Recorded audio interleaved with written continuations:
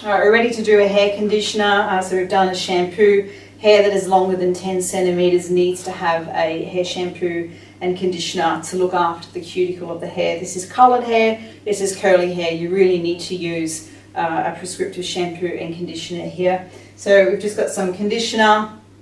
So again, we distribute between both hands and we're just going on ponytail again, mid-lengths and ends. I always squeeze the extra moisture out of the hair before using a conditioner, and we just work it through the hair nice and gently with our hands.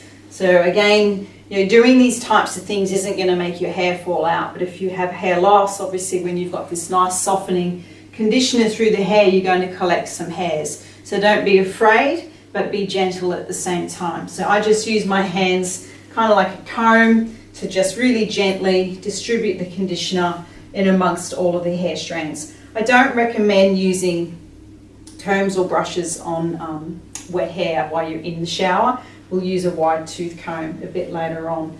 So remember, we've got the tonic here as well. The tonic is the timer, so your scalp's cold, so you've got to move fast. So you need an instant acting conditioner in this case when we're doing the scalp tonic. Okay, so we're going to rinse this out.